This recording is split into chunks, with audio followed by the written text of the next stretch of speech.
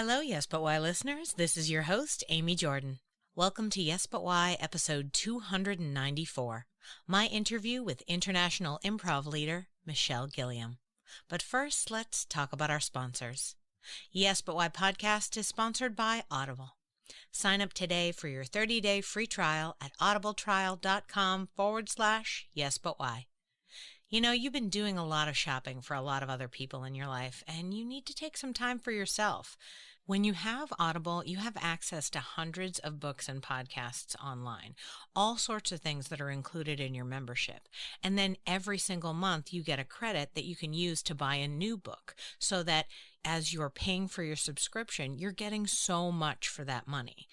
You really need to take some time for yourself because you're doing a great job taking care of everybody else, but now it's time to take care of you. Go now to audibletrial.com/yesbutwhy to sign up and get your account today. Yes But Why podcast is also brought to you by podcastcadet.com.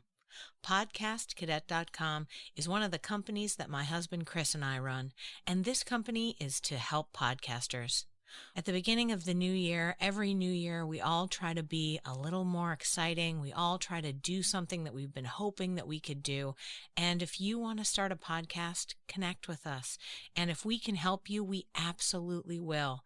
There's lots of free resources on podcastcadet.com, but in the off chance that you need a service from us, like editing or anything like that, or you want a workshop to figure out how to work on script writing for your podcast about the haunted house that you always wanted to live in, call us, mention code YBY, and you get 20% off this first service or workshop that you buy. Let us help you. Podcastcadet.com. Yes But Why podcast is also brought to you by True Hemp Science. True Hemp Science is our resource for vegan-friendly whole plant extract CBD oil. Once again, you really do need to focus on taking care of yourself.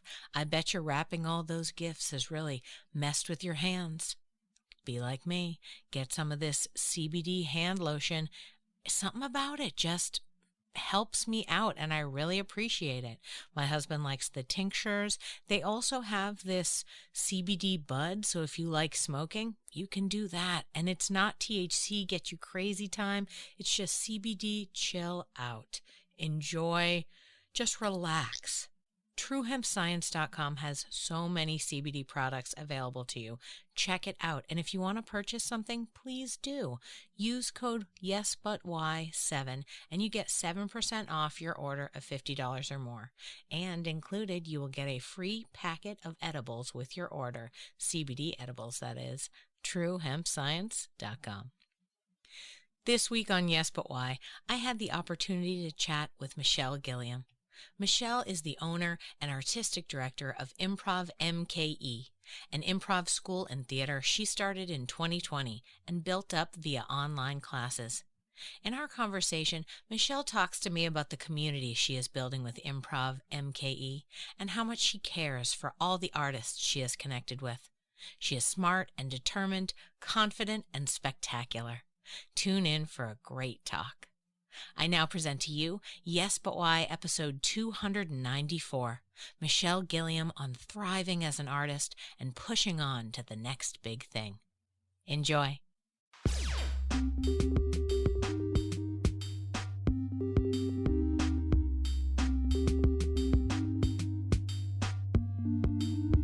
I'm Amy Jordan, and this is Yes But Why podcast. Yeah.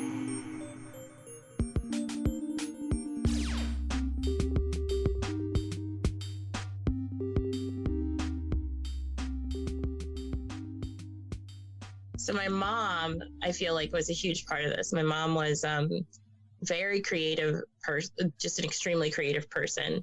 And so my brother and I are 13 months apart. My sister's 10 years older than I am. But so we were very little at the same time.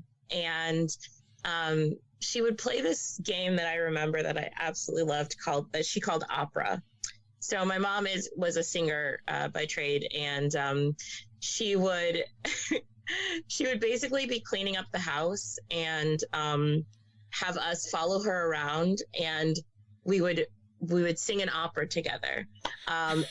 Just one that we made up on the spot. So that's, to me, one of my earliest like improv memories. I always tell people I started when I was 15, but I really probably started when I was like 2. Just based on my mom's creativity, and essentially she wanted to be able to keep track of us while she was cleaning the house, so we weren't screwing something else up.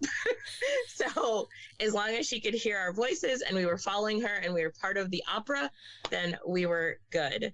And my brother, like, I wanted to do everything my brother did. My brother always wanted to build robots. So his version of building robots was just taking every single one of our toys and stacking it in the shape of a robot on top of each other and getting them to balance. So that was also really fun. There's a lot that we did. And then as I got older, I have a lot of cousins on my mom's side. I have 28 first cousins on my maternal side. Whoa. And I have 3 on my dad's side. So very different. But I grew up around my mom's side of the family. And there were probably like 7 or 8 cousins that were like in my age range. And then, of course, my brother. And we played together a lot at my grandmother's house, or they'd come over to our house for sleepovers, or we'd go to theirs. And I remember making my cousins play this game that I called Talk Show Host. So I was always the talk show host, and I would make up these ridiculously insane scenarios, and I would direct everyone at the same time. I'd say, okay, this is who you are. This is your character.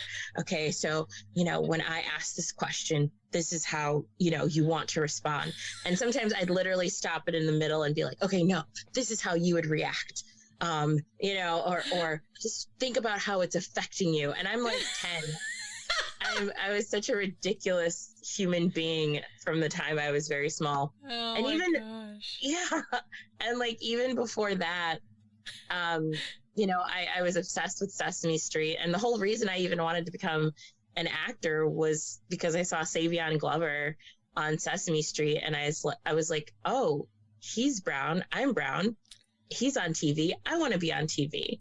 And I just thought, yeah. So. Oh, good old Sesame Street, man. Sesame Street's been saving us for years. It's still, to this day, they do amazing things. Like, I'm watching current episodes, and like, they just got great new characters, great new little like plot lines. Like, there's a little autistic puppet. And like, so cool. The character has issues, like sensory issues, and they like talk about it. I'm like, guys, oh my God, like, it's so amazing. The like effort smart. They put into communicating hard stuff to kids. You know that all during the pandemic, they were releasing regular videos to like kids about like what was going on. Like, no. Like friggin' God's work. Like, seriously doing amazing work. And I am so glad that you saw this show and this is what inspired you. When you said it, it felt very familiar to me too. I was like, maybe me too. My mom was definitely into PBS. My first impression that I ever did for people was Julia Child. So I feel like PBS was my fare as well. That's so funny. I love that. Now oh my God. Hear Julia Child. Well, it's way better when I was 5. It was way better when I was 5. But now, now at 43, it's just, I've watched too many actual Julia Child. I just know what her voice sounds like. I'm like, oh yes. But like when I was 5 and I was like, you break the egg. And they like laughed. Oh God. And I would just stir and take in the laughter. Oh man. That. Yeah, absolutely. Oh, that's so great. I love that Sesame Street inspired you. And also I'm doubly happy that you mentioned that as well, because like it is so important for little kids to see representations of themselves on TV. And I'm so glad you saw that, because like, heck yeah, you're doing it and you're in it and you're like a major part of the theater world right now. And that's so awesome.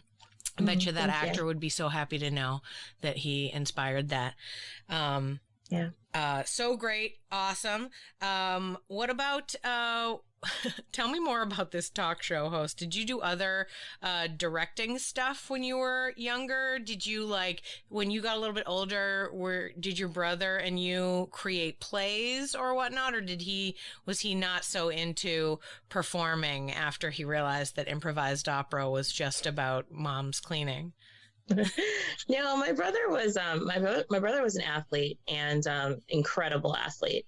Like, literally, we thought he was going to be a professional baseball player. And I remember when he wasn't picked up,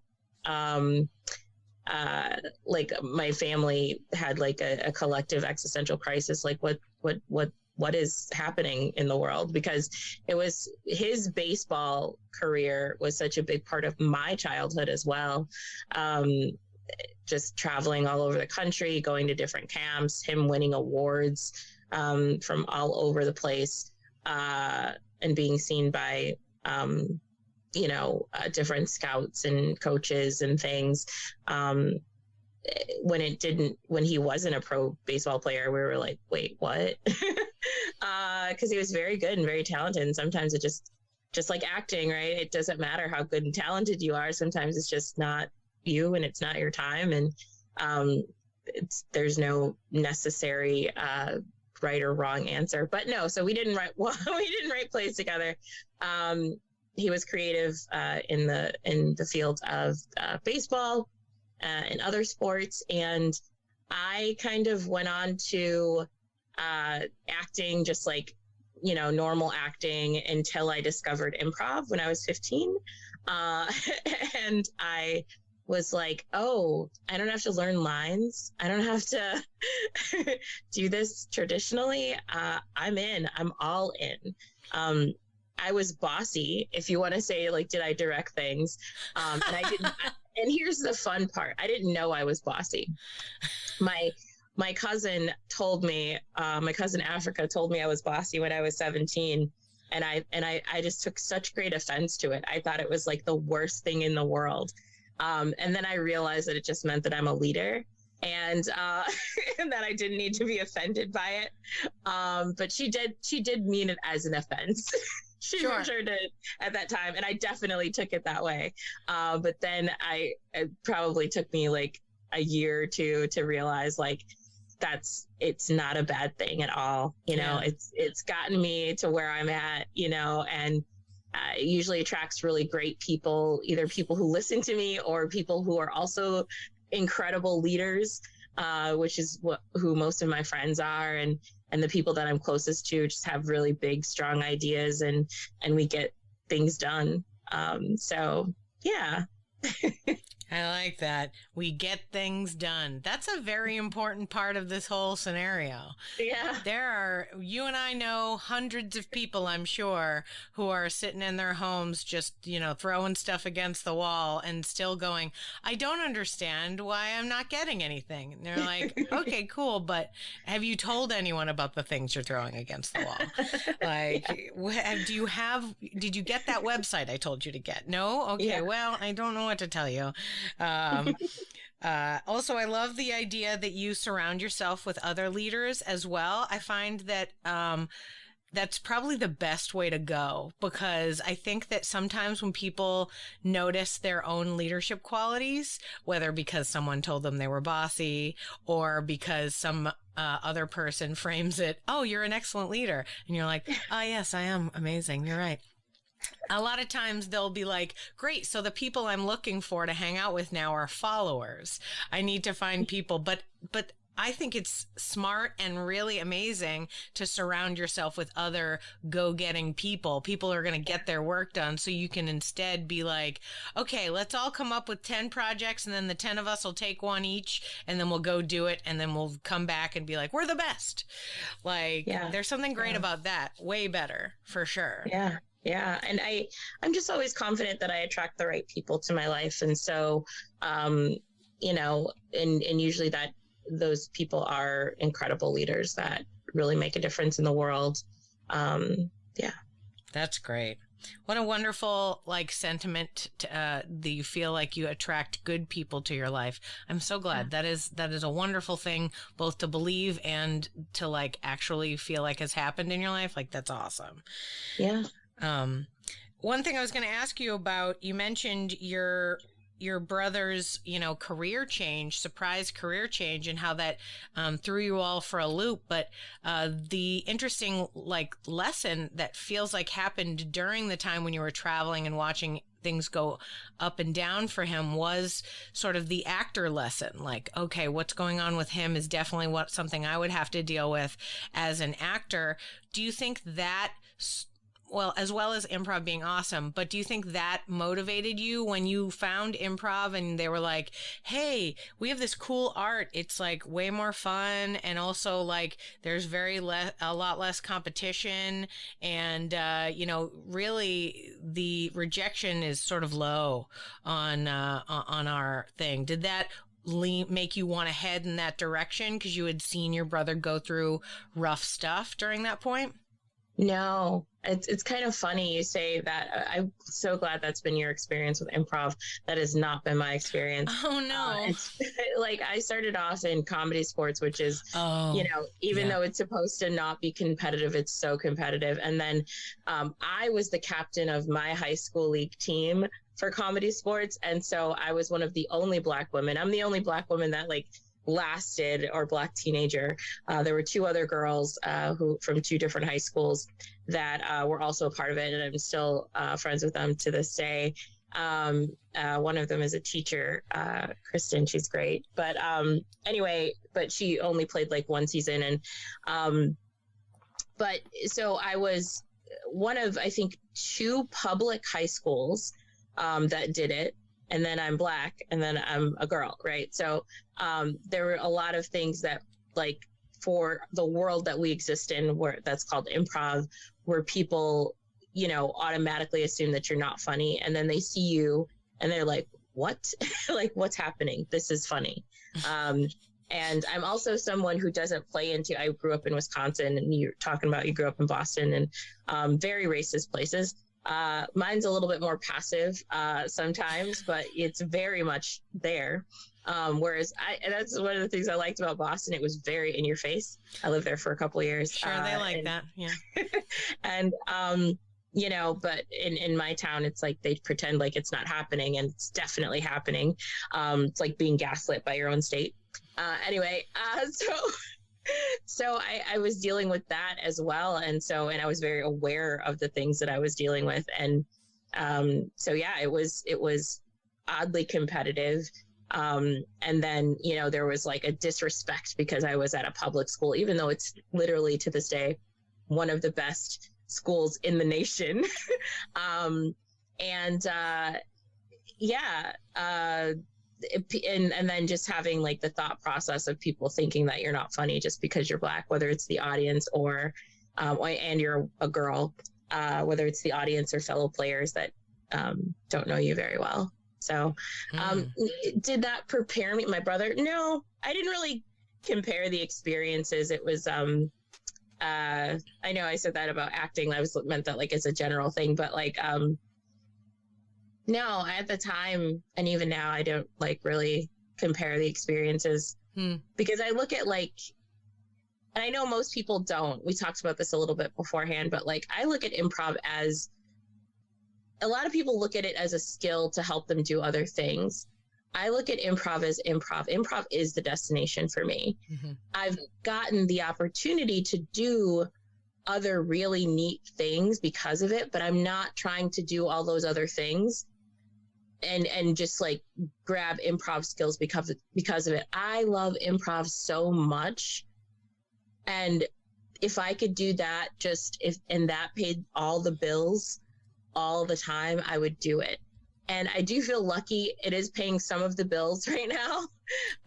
And I feel very fortunate, and just I'm over the moon about that. But yeah, it's the destination for me. It's not I would love to do, more acting and on television and in movies. But if I just get to do improv for the rest of my life, I'm okay with that too.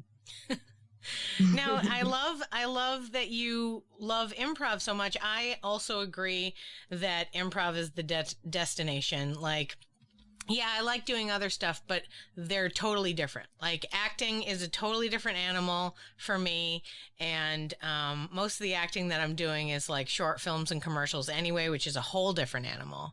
And then, yeah, I've never been able to do like when, like in Second City where they do improv to sketch. I have such a hard time with that.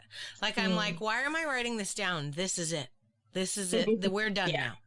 Like, when this scene is over, is gone. Like, I'm not going to spend time thinking about it, right? And like, I appreciate the idea of like doing it in like a writing class. You know what I mean? Like, you wrote something and then you get somebody to act it out and you're like, okay, try this. Sure. From an editing perspective, I could see, but I've definitely seen people try to create shows where like they watch an improv show and then they like finish the show and they come together and they're like, okay, that one you guys did in the hospital. Yeah, let's write that into a sketch. And I'm like, all right.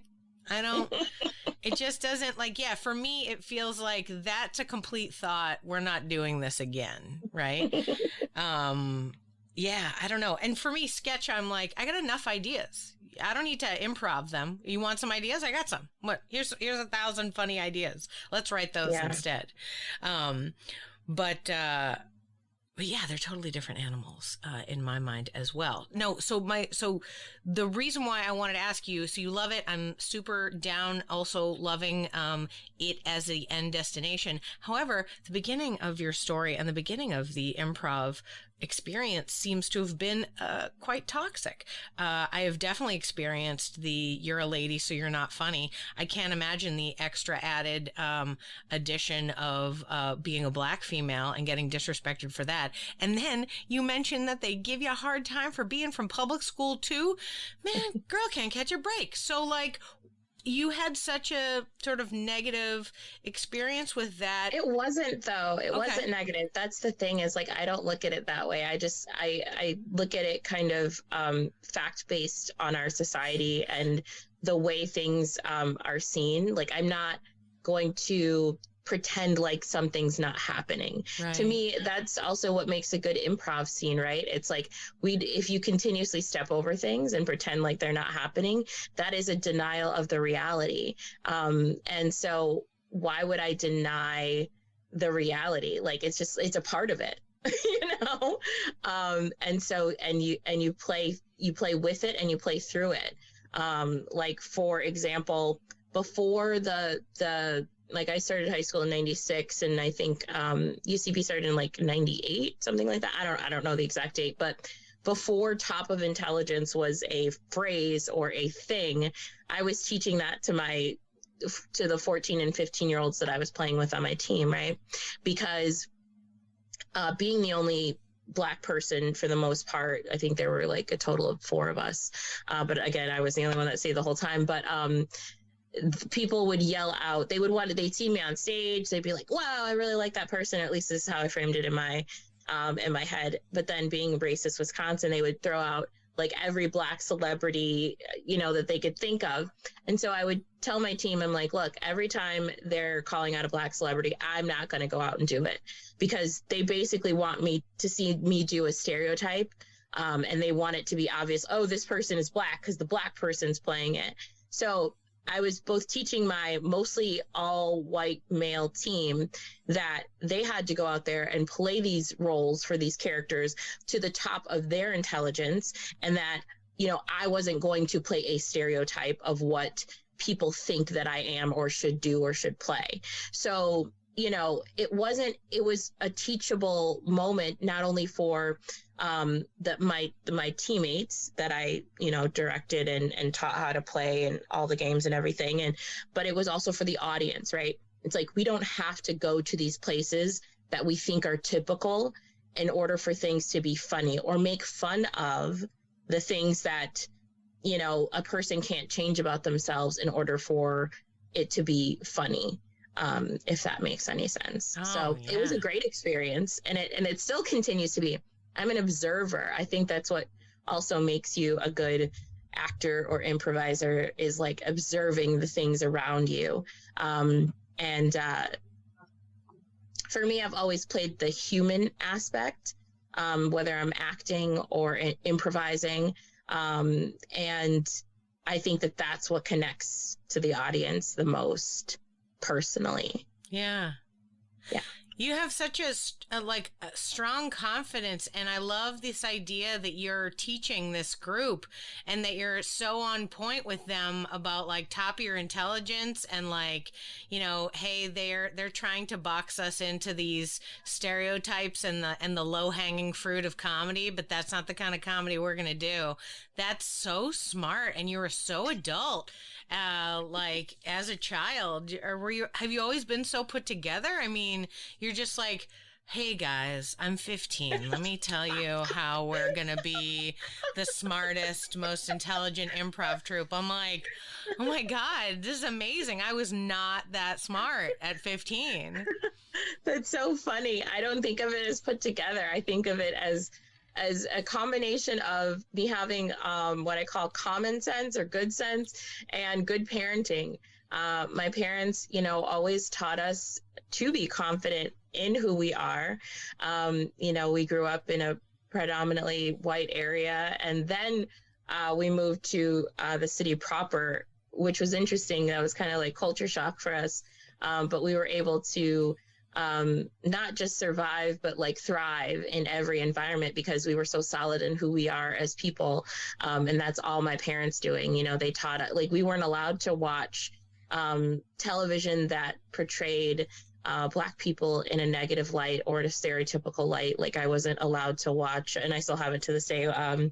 What is it called? Like the Little Rascals, and I get like people think that those things are funny, and but you know, my parents wanted us to have a very confident view of who we are, and they explained it to us. They're like, you know, the media portrays us in a certain way, and there's things that we just don't want you to see because we don't want it to affect, you know, who you think you are or how people see you just because of the color of your skin. And so, you know, we had choice as we got older, but it was very clear that they protected us from certain things to make sure that we did have that confidence and self-love, and taught us about who we are as Africans in America, and that our history did not begin at slavery. Yeah, so. Wow. What great parents. Yeah. They're really handling it on all angles. That's so and great. They still are. They're incredible. Yeah, nailing it, doing so good, man. That's amazing. It makes me, as from the point of view of being a parent too, I'm like, there's a point when your kids are young and you're like, how early do I start talking to them about rough stuff? But it's really important. I mean, I remember my mom did that too. Like I mentioned, I'm from Boston. It's a racist place. She would literally explain to us that we might hear people saying things and that they were wrong. And she's like, I know that you want to believe what adults tell you, but let me tell you, there are adults that are incorrect. And let me tell you what they're going to say. Mom. Yeah. Well, her parents, I realized as upon reflection as I got older, because like I told my friends, like I was like, didn't your mom bring you around to different people's houses that were different from you and go like, here's a family that's different from us, but still the same. Like, meet them. They live in this part of town and, you know, they're Jewish and you need to understand them. And I was like, oh, okay. Hey, what's up? How's it going? And we met different people from different cultures because she was like, you're not going to see this. The town that I'm from is like super white. So we didn't meet anybody, but she was in Boston teaching. So she brought us around and introduced us to all sorts of different people from different cultures because she was like, these are people that I work with and their families. Like, meet this teacher, you know, and meet these different people. You need to understand that the world is a diverse place and you do not disrespect them. And I was like, okay, great. And as a child, I just remember being like, yes, Mom, you're great. I'm going to do what you say. But then when I got older, I was like, whoa, everybody's parents doesn't do that? Oh, okay. I really just thought that was part of, you know, I thought every year going to the Hanukkah party, even though we were raised Catholic, was part of it. I just thought, well, like, yeah, that's what you do. You just go hang with your friends and see what they do. And you're like, tell me about Hanukkah. Okay. You know, stuff like that. Like, yeah, it's so on point, like for myself thinking about parenting, and like any parents that might be listening, like it is important to talk to people about the reality of the world and like let them see diversity and meet people. And, what was it? I just found in the library a little book for my 4-year-old called About Our Skin.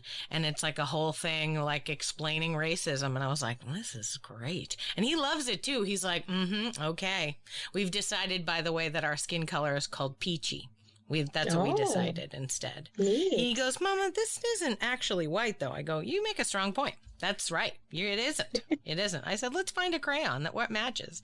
And then he was like, peach. Peach is good. And I was like, great, we're peachy. Let's do it. Yeah. It does backfire sometimes, though, because I remember being in middle school and having an argument with a good friend of mine because she told me that her dad did not live in her house.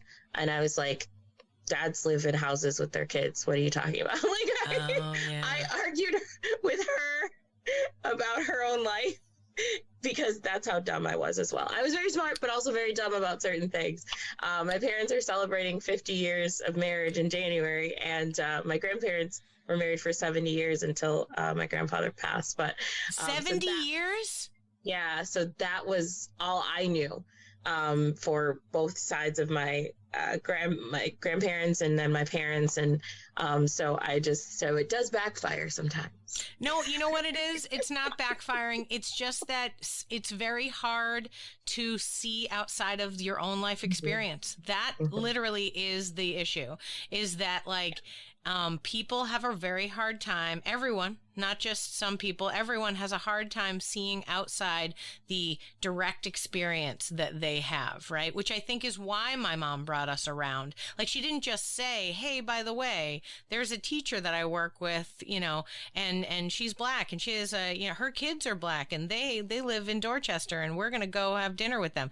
Like, it wasn't like, let me just tell you about them. It was like, let's meet people and see, and go have dinner at each other's houses and be like, you don't have to judge people. Look, we do the exact same job, and we're exactly, their kids are the same age. Better way. Or judge them in a better way, right? Yeah. Judge them as equals, I suppose. Yeah, absolutely. But yeah, it's hard to understand if my parents stayed married too until my dad passed away. Like, they're not, and I didn't until I had friends in college, and I was like, oh, your parents are divorced? I don't understand what that is. But, it's just life experience. You just got to move through it. Like even hearing two things about your life experience. Number one, I'm not black, so I don't understand the troubles that you encountered with the improv suggestions, though I can't imagine it was fun. Though you have a very positive attitude about it. And also I started with long form, so short form for me is different too. I'm like, oh, right, short form is competitive. I forget that part. I did long form, which is competitive as well. Some people's long form, yes, but the school that I was in, the main push was just about taking care of each other and having each other's back and making sure everybody looked good. And it was never we had a lot of cage match shows, but it was always clear that there was no real competition. Like, it was like, that's no, great. You guys are just doing a cage match because this is how we sell tickets to the people who want to come in and watch. Whoever wins, you're both awesome. Like, it does not matter what's going on with that. So yeah, I mean, so I get the competitiveness of short form. Did you continue with short form as you went on? Until I went to college. So I'm glad I had a base in short form. And then I went to college in Chicago and I met long form, and I was like, oh, I didn't know I could fall in love anymore. And I did.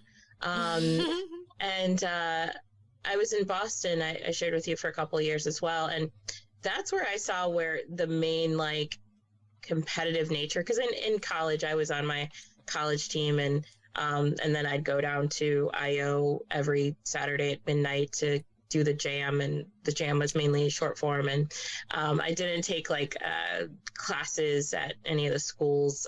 My dad begged me to do Second City, but I just didn't, and and I'm okay with that. I love that your dad begged you. Like, I love this idea that your dad's like, you've got to do Second City. It's the place. Yeah. Yeah. Yeah, truly. But when I was in Boston, it was interesting because they'd have auditions twice a year, and there were a minimum of 500 people that would come through those doors to audition for maybe 20 spots, and 20 is being generous. And so when I say competition, like, it was competitive. Now, what I loved about Boston as well, I mean, there's so many things I loved about Boston, but there was a strong indie scene. So, I mean, there wasn't a discouragement of going and creating your own space and having other teams come and play, or putting up mashup teams, or having a consistent, space where you did a show every week, with your indie team. Whereas other places, especially in my hometown, that was discouraged. Like, Comedy Sports kind of started here, and with Dick Chudnow, and, I'm sure he didn't mean for it to happen this way, but there's a certain pride that comes with being a part of that organization and playing on the main stage, so to speak. And like, if you wavered from that in any way, you were kind of outcast. That didn't really happen, to me, but I watched it happen to a lot of people who tried to start their own thing. And like I said, I don't think Dick had anything to do with it, but it was a monster that continued to grow, and I don't think that he knew how to reel it back in, so to speak. And so, that's the kind of scene that I was used to. And a couple of things got off the ground only recently, and that's almost been 40 years into the Comedy Sports history here in Milwaukee. So it's just really been fascinating. Yeah, it is interesting. Since you mention it, it reminds me of my situation when I first started as well. So I mentioned that the theater that I took classes at and started with crumbled in disgrace. Audience, you know the story. But during, and I think a lot of it had to do with the fact that the head of the theater was very much against indie situations. He wanted to control, who got what on stage, and that's who typical. were the people. And myself and a significant portion of the community were like, we can do whatever we want. Like, you don't own Improv. Like, you also don't pay us. So, like, you don't own us in any way. Like, you can't tell us where to perform or how to do stuff. Now, did he definitely tell people, like, oh, if you want to be an actor on the main stage show that's every Saturday night, you can't be doing shows at other theaters? Yeah, he did. But after the theater crumbled, that was definitely like the first rule that got burned in the trash. Like, everybody,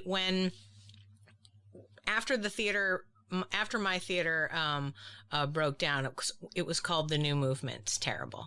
But it after that broke down, the whole community, because there's 5 or 6 improv theaters in Austin, everybody kind of got together and was like, okay, we can't let this happen again. We need to be a unified community, and we need to be on top of, number one, making sure our community members are feeling cared for and that given lots of opportunities, but also, like, encourage the freedom of creating your own thing. Like, there's plenty of stages. There's plenty of space for you to go.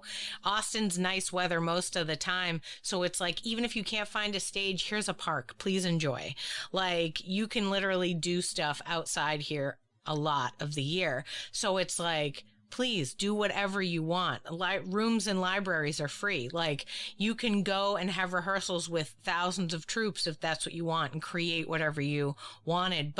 And I feel like there was some of an indie scene here outside of the theaters, but after the New Movement shut down, the town was just so tired of having this controlling person who, and even though he was only in charge of one theater, every other theater kind of felt his weird wrath. And they were like, no, let's decide not to do this. Like, all the theater leaders got together and wrote like a a series of rules about like taking care of people and making sure there was equity and stuff like that, so that everyone in the whole town was on board.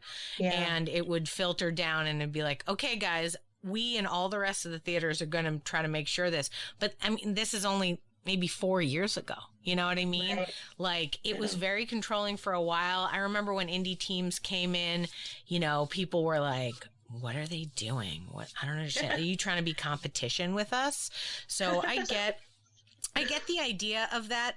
I personally thought competition was like the antithesis of improv. So I just sort of, and also I'm naive. Like, I just think everyone's pleasant and wants to have a good time. And there's no, like, for real.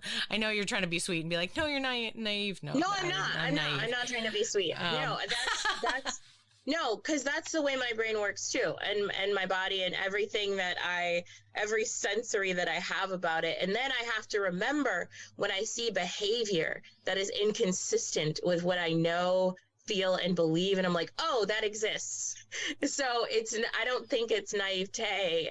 Well, in a sense it is, but it's like, it's so far out of your thought process, belief system, and who you are as a human being that you forget. And I do that too.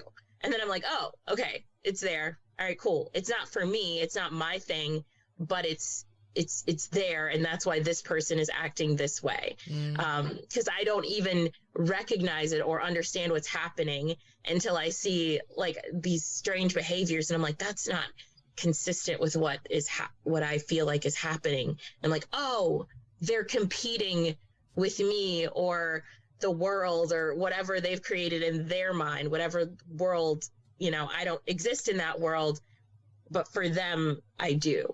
Yeah. If that makes sense. Yeah. No, totally. I also feel like improv is the lack of control, and it's sort of like enjoying that. And I feel like a lot over the past few years, not just my theater, but many theaters across at least the US have crumbled due to over controlling leaders, people who have been trying to force people to do certain things and like, you will do it my way. And I'm like, I'm really sorry, but that's just not how it works. Like, you have to let it ebb and flow, and you have to trust that if the people who you think are the best leave to do something else, you are not lost forever. There is a new crop. And I said this for years to the people that were running theaters. They'd come and be like, oh my God, there's no new actors out there. And I'm like, they're there. They just don't know to take classes yet. You just need to do a new round of, you know, Groupons or like emails or blasts on Facebook to be like, did you know that there are cool classes where you could meet cool people? Like, you know, there's always new people. I would stand there at the theater and try to convince everyone that came to see a show to take a class. Like, I'd be like, oh, thanks for buying that ticket. So are you going to be on stage soon? And they're like, oh, no, I'm just here to see a show. And I was like, well, you let me know, all right? Because you could be great. And then, you know, and then the whole audience for a show joins the next improv, and they're like, oh my God, there are new actors. And I was like, everyone wants to do improv. They just don't know it yet. I believe that as well. Yeah. So some people are waiting for that encouragement and that. Yeah, absolutely. I'm glad you do that too. I feel a similar vibe with you, and I appreciate that. So tell me about your space. So now, jumping forward quite a bit, I'm sure, but like for you, what was the motivation to start your own improv, maybe not theater, but sort of community? Yeah. I've wanted to for a while. I lived in Madison maybe almost 10 years ago now. And, so Madison, Wisconsin, and I was getting kind of bored. And I hadn't done improv in a while, and I was like, and there wasn't a major scene, in Madison. And I was like, I want to teach, I want to play. So I had this idea to start my own theater, and then my company moved me to Boston, like immediately. So that kind of went to the wayside for a little bit. And then I came home from Boston and I got involved with a theater. And then they started kind of being terrible. And I was like, oh, I can't really support this terribleness. And they kind of crumbled after a Facebook post that I put up in 2020. And it really sucks because it didn't have to happen that way. You know, they could have just like been decent human beings like I thought they were, but they chose other paths, which is also fine. And so we really do have similar situations then. Gosh. Well, our story is not uncommon. Yeah. That's what it is. Ugh. And people, you know, sometimes we delude ourselves and try to say like, oh, you know, it's a great community. And it's like, no, there's flaws. There's flaws. And it's okay to look at them and do something about them instead of pretending like they're not there, or denying the reality. Right.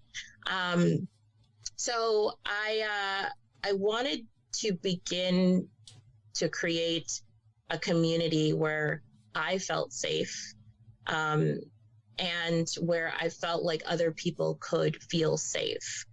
And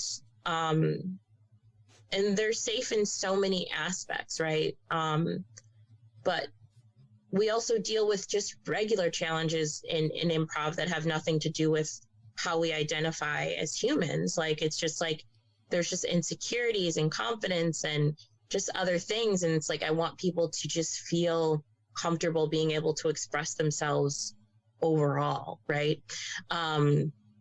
So those are some things that are really important to me: safety, bravery, and community. Right.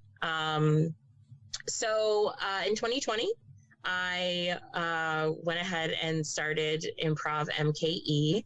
And no one knew or knows usually what MKE stands for. It stood for Milwaukee. Now I don't know what it stands for, because I am moving to LA, and it's all online right now. So that's totally fine, and it works. I do some in-person things right now. We don't have a physical space. I had a physical space before the pandemic, but nobody knew about it because I hadn't announced that I was starting my own theater yet. And then the shutdown happened like a week after that, and I was like, "Ooh, this is insane."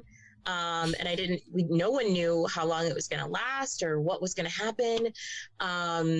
But luckily, I didn't lose any money on that, and it has thrived in the pandemic. It's me. I always say we, though. It's so funny, but you know, the community. So we've done 130 jams. I just recently took a break from that, and those will start again in mid-December. So as people listen to this, jams will be started up again. We teach classes, mainly me right now, but we also have something called the Drip In, which is and we've taken a break from that as well, just because I need breaks for things, and I'm making a move across the country. But that's a drop-in that's taught by a Black instructor.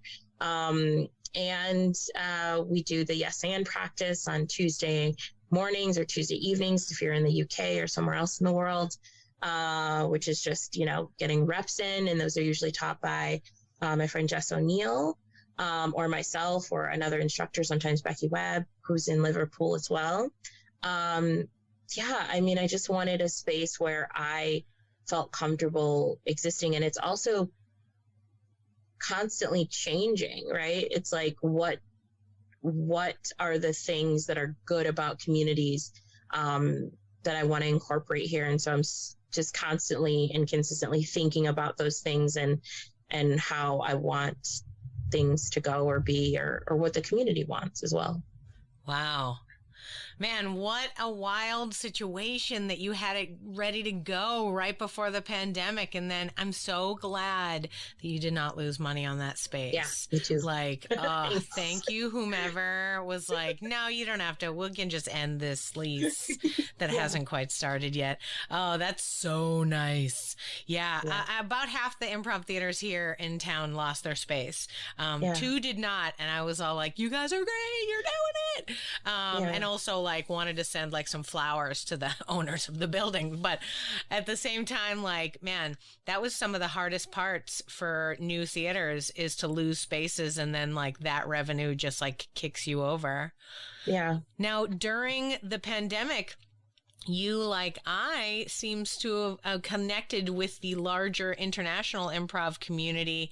And I don't know about you, but I've found that the circles that I'm in, like, are the people who want to create these open, kind communities, right? There are improvisers all over the world for sure.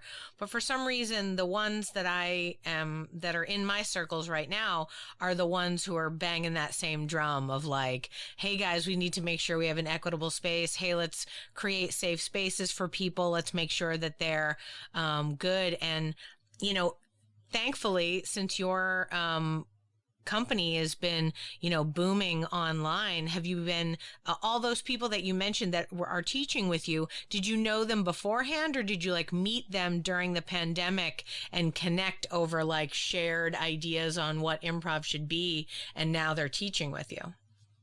Yeah, absolutely. So Kat Grimm as well is from the Boston community, and she started to come to my jams online. And I didn't know Kat when I was in Boston. Like, we literally just missed each other by a couple of months with me moving back to Wisconsin. And I'd seen her name, and I guess she'd seen mine, and she started coming to my jams, and it was absolutely incredible. We're friends now. She's actually been here to Milwaukee. I did a couple of in-person events in August, and she flew here and has been absolutely incredible, and become a friend. You know, yeah, Becky Webb, no, I didn't know her before the pandemic. And Al Donahoe, who just started, I think it's called Atomic Improv in Liverpool. They both live in Liverpool. They met at an Improv MKE jam. You know, I thought that was one of the coolest things. Siddharth, who's from Bangalore, or Improv Comedy Bangalore, he has been absolutely incredible. And I think he was my first international person that came to a jam. And I was, I've told him since, but I was like jumping out of my skin because I was so excited that he was there. I was like, oh my gosh, there's a person from India who does improv in my jam. I am losing my mind right now. And the reason I met Becky is because Emma Bird came, and she owns Liverpool Comedy Improv. And she came to my jam and brought the Boss Birds, who are, you know, some of her players. And Becky and Jess, I think, were Boss Birds, and they came and they never left. And they've now become good friends, and they're just absolutely amazing. So yeah, I've met just a lot of incredible people through other people. I met Jay Suko through my friend Will Hines, and I've worked with Jay on some incredible projects. And you just also get to work with people internationally, but also nationally that you normally would not really get the opportunity to work with. And it's made a huge difference for me, and I know for everyone else. Talia Papp, who's in Copenhagen, love her, get to work with her on different projects. So many people. I know I'm going to forget to mention a lot of people, but it's just been absolutely incredible. Yeah. Insert names of all the other people that Michelle loves so much. Yes. All over the world. Seriously. I love so many people. Oh man, what a great experience. I mean, 130 jams. I'm sure you've met your fair share of people and more. Yeah. So, wow, that's so great. I feel like, you know, a lot of people are down on online improv, but the human connections that I've been able to make across the world through this kind of stuff it's immeasurable. Like, you're right, yeah. Siddharth, wonderful. Like, how great is it to be able to chat? I first connected with him when he was like, hey, I like clicked that I was interested on some jam that they had done. And he was like, send me a private message. Hey, I noticed that you were interested, but you didn't say you were coming. We'd love to have you be part of this jam. And I was like, oh, he's sending me a private message trying to get me involved. Like, that extra little bit of work that he did. And I was like, okay, we're together forever. Like, let's let's do this. Yeah. And I He's the like nicest joined man. them on this one jam, and I walked in and they were like, by the way, it's musical improv. And I was like, oh, okay. I was like, I'm ready. Let's do this. So funny. At like 6 a.m. too. I was like, I'm going to get up early. Don't wake the boy. And I shut the door to the office and lock it. And now I'm in here singing. And they're like, what is she doing in that office so early in the morning? Oh man, it was so fun. Yeah, it's great. I love the connecting with different people. I just think that there's like just such good people that have made their way to the online improv world, like the people that like you who have put so much effort during this time that was so rough that like you could have just been like, I will lay here now and do nothing. Like you could have, and you didn't. You like went out there and connected with people and like tried to make as much of a community as you could from all of our homes. Like that's so admirable that you would, you know, work together with everybody and try to build something.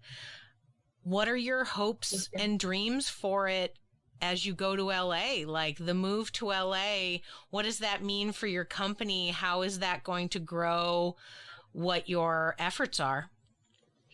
Yeah, I mean, my goal is still continue to do online events so that people can access me and others from around the world very easily and take classes and have fun and connect, as well as still do in-person events. I have a team here that we do private shows right now. So I'd like to still, you know, continue to have them do private shows, and every once in a while, maybe for some of the bigger events, I'll come in, but also do that in LA and all over the world, really. I'm doing a tour that in the UK in March of next year that David Escobedo is setting up for myself and Vanessa Anton. And I'm so excited. Yeah. And I've got friends, like I have a good friend, Dawn Stevens, who's in Iowa, who I kind of randomly met because Comedy Sports show was sold out, but I'd rented out the theater, another theater in Comedy Sports, and did a show, and she came up to me after the show and she's like, I live in Cedar Rapids, Iowa, and I do improv too. Can we connect on Facebook? And we've become friends, and she's and her husband Greg are coming over to that UK tour. So I have some American friends that are coming across the pond to come take workshops with me as well. And so just to continue to, I don't know what it looks like. I just want to continue to feel good, have fun, and meet people. And, you know, that's pretty much it. That's my plan. Oh, wow. Did Teach workshops everywhere. Yeah. Yeah, that's amazing. Did you ever imagine that, you know, it would expand and become such a vibrant community? You know, I feel like you probably got a gut punch right when 2020 hit and they were like, okay, sorry, you wanted to start this, but it didn't work out. Like, how does it feel to you right now? I feel like you should be so proud of yourself. Well, that's the thing. I didn't get a gut punch. I got a gut punch in a different way, I guess. So it's so funny. It's like, I think that if someone just like hears me talk, they probably think I'm a little negative, but I'm not. I'm actually extremely positive. No, you're so positive. You're so, everything I say, I'm negative, and you're like, no, I don't look at it that way. You're right. Everyone was deeply racist to me at all times. Let me tell you how I turned that around and how I'm actually a wonderful person because of it. I'm like, Michelle, you're just like every corner. I'm like, so it must have been hard. You're like, no, it's not hard. Let me tell you how I'm thriving. I'm like, yes. No, you're inspiring me. I'm like, I gotta soak up some of this confidence as we're talking. No, absolutely. I was literally writing, she is thriving and confident and positive as you said that. It's what I'm writing on my notebook right now. Thank you. So what happened was my concern turned not for myself, but for my community immediately. And so even before we started the jams at Improv MKE and I started doing events and classes, I had a daily, I bought a Zoom account immediately, and I had a nightly meeting at 8 p.m. Central Time where I invited everyone in my improv community to come and just hang out. You know, I didn't set an end time to it. And I was just really concerned because I know that we're all artists and sometimes we get deeply into our feelings. And I didn't want to, I literally thought about, I didn't want to lose anybody in our community, because they felt like they weren't connected to someone. And I knew a lot of people like were living alone. And so it wasn't like specifically improv focused or anything. It was like it was for my improv community, but it was also for just anybody who needed to feel connection. So I did that nightly for about 4 months until, was it 4 months? Not quite that long, but until George Floyd was murdered, because then I didn't have the complete capacity to do it every single night anymore. But I did it for, as many times as I could after that as well. But yeah, I just wanted to, I wanted people to be connected, even though it wasn't like a formal thing. It was very informal. And so it is truly admirable, the sort of kind, open way in which you have, made your way through, the rocky road of improv. And now that you can truly take up the mantle of leader, with this group, you're, sort of shepherding these sweet improvisers to a kind, happy place. And thankfully it's still all online. I think a lot of people are trying to get offline and get back in person, but I think it is super smart of you to maintain an online presence, because there's still people who could use to connect. And like I mentioned before, I got a 4-year-old. I'm not going out at night. I'm not going to night classes. Like, I just can't. I don't have, my husband travels for work. I don't have a babysitter to like, hey, can you swing over from like 8 to 10? No, I don't have that guy to like do that for me. So I love the online stuff, because then I can, put my kid to bed and be like, all right, see you later. And then come in here and I'm like, hey, what's up? Let's do this thing. Yeah, I've been taking a writing class the whole time online for like 3 or 4 months now. And it's like, it helps me so much to like have this creative outlet, but I don't have to leave my house. I can still be near my child, and yet I can be there. It's, it's great what you're doing, and I keep it online because I want to take a workshop with you now. Oh yeah. Thank you. Also, I mean, I hope to establish something physical, probably but if I do, it'll be in LA, because that's where I'll physically be most of the time. So yeah. Yeah. LA's a rough spot, for real estate, but you have a lot of excellent connections, over there with good people who probably know where the good spots are, for sure. I bet you Jay's got a line on a couple of awesome spots to do stuff. That would be great. So it's been really great to talk to you. I really appreciate you. I can't decide which of the questions I want to ask you as my outro, so I guess I'll probably just ask you both. So let's start with, what advice would you give to people who want to do what you do, who want to, create an improv community in their small town, or who want to connect with improvisers across the world? What advice do you have for them to get them started? Just do it. Go Nike.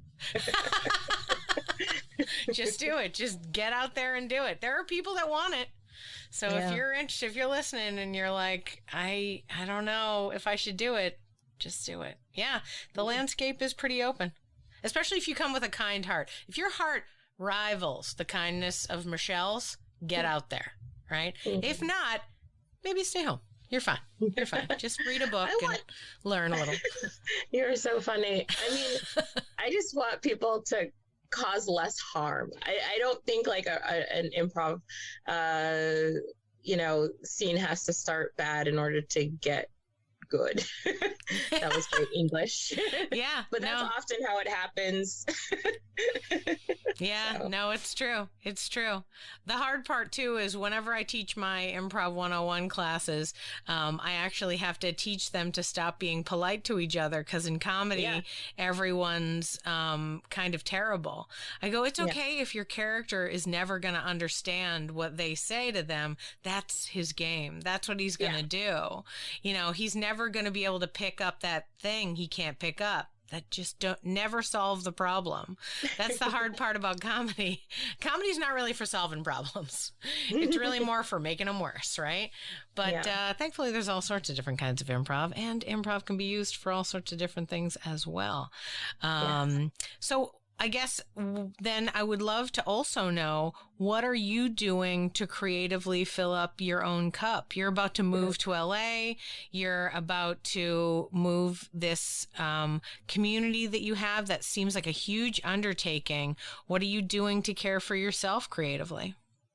Oh, that's such a great question. That's what I'm doing. I mean, I turn 40 on November 19th, and this is what I'm doing for myself. Thank you. I'm moving to LA. I'm saying, hey, do what makes you happy. Go to that great weather, Michelle. Go to that ocean. Be where things are happening and have them be more accessible. I'm not afraid to get on a plane. I go to New York all the time. Literally, I went 3 times in 2019, and I've already been twice this year. I love New York so much, but ironically, I'm moving to LA. But that's what I'm doing. It's a similar vibe. Not at all. I'm doing things that make me feel good and things that make me happy. Mainly moving to LA right now, but also just thinking about the ways that I can do more with Improv MKE, connecting with people or saying yes to things like this, and teaching in different places around the country and around the world. That's what I'm doing to fulfill myself creatively, and I guess other things as well. Yeah. Would you consider yourself an extrovert? No. Really? Okay. Yeah. Interesting. Yeah, I am. I'm not. I know it sounds strange. No, the reason why I thought so and why I asked is because, you saying that you're, filling yourself up creatively with the move and the planning, that to me in my head makes me think of like, you're getting energy from these other people. You're getting energy from the idea of moving forward and having this new adventure. And when I think of people who are, filling up their energy with adventure, I think extrovert. When I think of a person who does adventure and it kind of depletes them a little bit, I think of introvert. So that's the only reason why I asked. No pressure either way. Both are lovely and also equally great improvisers. I just wondered because you were like so pumped by the idea of moving, and I was like, man, most people don't like moving, but you were like psyched about moving. So like, it just feels, it feels like the right thing for me. But it doesn't really involve other people. It actually is still very just me. Yeah. If I cared more about other people, I would probably, in the sense of like, I just sound so bad, but like, I would probably stay here, right? It's like my scene feels like they need me because they want me to be their savior in some ways. And I'm just like, that was my plan then. This is my plan now. I have to do what makes me feel good. And right now, it's not staying here and trying to convince people that we should all be united and be a community like Austin has done a great job of. I think that will happen, but kind of like you and I talked about earlier, it's an awareness that I have when I realize the way that people react, but it's so not a part of me. Like I'm connected to all the communities that exist here in Milwaukee, but people see me as a certain way because I did call out some racism and things like that. But to me, that's not the end of the world. Like that theater did not have to close because I called out racism. They could have continued. We could have had a conversation. I could have, we could have just been open and honest with each other, right? But for them, it's a really big deal. And they're like, oh, we can't move on. We can't. We simply cannot. I'm just like, yeah, that's not how it works. No. This is a part of our world on and off stage. Yeah. So, Yeah. You just have such an open flow and such an embrace of the world, good and bad. Like, it's just so great. And I imagine that makes you just the best improviser. Like, your flow of like, yeah, here's a terrible thing that happened. Let's just talk about it for a second. Cool. Let's move forward. That's like solid improv right there. In my opinion, that's the like ideal way to do improv. So I'm like, yeah, absolutely. I wish that, and also like good on you for taking control of your own journey and making this decision for yourself. You know, you've that's got hard. to do that's hard sometimes. You've asked me about hard things. Sometimes that's hard. Yeah, to take something and really give for your own journey. I feel like I'm the exact opposite in that every move in my life I've made for myself. Like I realized that I was selfish in my 20s and 30s by moving from, project to project and sometimes just leaving the people in my wake. Like sometimes people that I was friends with for a while, I just really didn't talk to again because like I moved on to the next thing. And I'm like, oh man, I really, phones worked. So I really could have kept in touch with them better before I moved to the next thing. But I think you have a healthy dose of it, of like taking care of other people and taking care of yourself. And I hope that the move to LA really, helps you to fulfill more of your dreams and help people. I don't know about how the improv scene in LA is going right now. I know there have been ups and downs in every major city, as far as like how many theaters are still open and whatnot, but I bet you the community that's in LA will be so happy to meet you, and very excited to have you as part of the team. Thank you. So thank you, Michelle, so much for being on the podcast. I really appreciate you sharing your story and your time with me during the day today. Thanks for having me. This was a blast. Good. Great.